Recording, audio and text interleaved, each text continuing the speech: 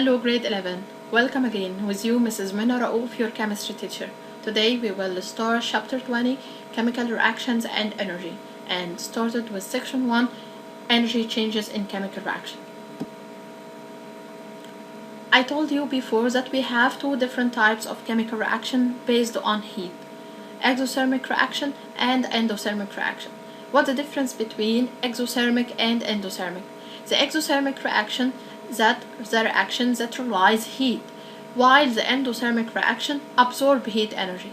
What's the meaning of heat? Heat is the energy transferred from an object at higher temperature to an object at lower temperature. So heat is energy that transferred from higher temperature to lower temperature. First, the exothermic reaction. Exothermic mean external, mean the energy realized. And burning wood is an example for the exothermic process. This reaction need or require an input of energy from the burning match to get a start. So burning wood not start from nothing. It need or require an input energy as burning match to get started. Once you have burned the wood, the reaction generates enough heat to keep itself going. And the net of heat realized, makes the reaction exothermic. So the heat that relies from burning wood, makes the reaction exothermic reaction. So exothermic reactions give off heat. Why? Because the products are lower energy level than the reactants. So when the reaction going exothermic reaction, when the products are lower energy level than the reactants. The endothermic reaction. Endo make internal, so the endothermic reaction absorb heat or need heat. Why? Because the products are at higher level energy than the reactant. So when the product has higher energy levels than the reactant, this is endothermic reaction. When the product have lower energy level than the reactant, this is exothermic reaction. This diagram shows the difference between the exothermic reaction and endothermic reaction. This arrow shows the path of heat. When the reactants has higher energy level than the product, so the reaction will be exothermic reaction because the heat is realized. But when the product has higher energy level than the reactants, so the reaction will be endothermic reaction, so the product will absorb the heat. First, the formation of water. The reaction between the hydrogen and oxygen to form water is an example for exothermic reaction. Because in exothermic reaction, more energy realized in forming the bond in product. So the energy realized in forming the bond in the water molecule. And this is the equations that show the formation of water, that we have two hydrogen molecules react with one molecule of oxygen gas, gives us two water molecules.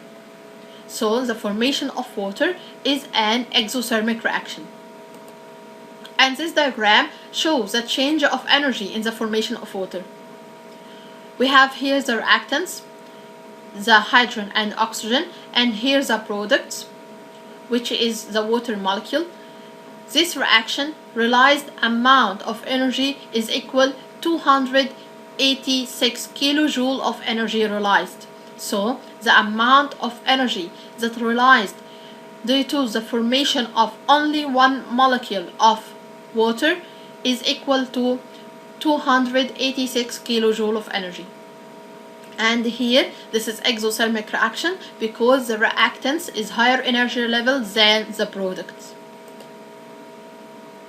But the decomposition of water is going as endothermic reaction. So the water also can be decomposed to form hydrogen and oxygen again, but by using electric energy to break the covalent bond that unites the hydrogen and oxygen together in water molecule. and hydrogen atom pair together to form a hydrogen molecule, and oxygen atom pair together to form oxygen molecule. And the decomposition of water is different from the formation of water because the decomposition is going endothermic reaction, because it needs higher energy level to break the covalent bond between hydrogen and oxygen in water molecule. So the formation of new bond relies energy, but not as much as the amount that's required during the bond breaking. So additional energy must be added during the electrolysis, so the reaction absorbs energy. So this is endothermic reaction. And this is the diagram that shows the change in energy in the decomposition of water. Here we have, this is the product, the hydrogen and oxygen, and this is the reactant, the water molecule. And I told you that in endothermic reaction, the reactant has low energy level than the product, and the energy need to decompose one molecule of water is equal to 286 kilojoule of energy. This is the amount of energy absorbed in the decomposition of water. Change energy and enthalpy. The difference in energy between products and reactants in a chemical change is called delta H. And delta means the difference or a change. So delta refers to a difference or a change. So we call the difference in energy between the products and reactants in any chemical reaction delta H. And delta H is equal H of products minus H of reactants. And H here don't actually represent energy, but it represents a quantity called enthalpy. And the enthalpy of a reaction or system is the same as heat gained or lost. For exothermic reaction, delta H is negative. Why? Because the energy stored in the product is less than that in the reactants.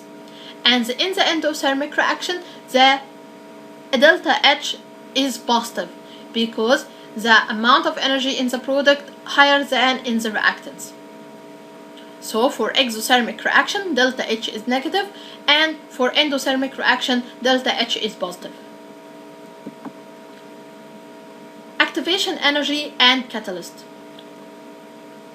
First, I told you before that the catalyst is used to speed up the reaction. So what's the importance of the catalyst in a chemical reaction is for speed up the reaction.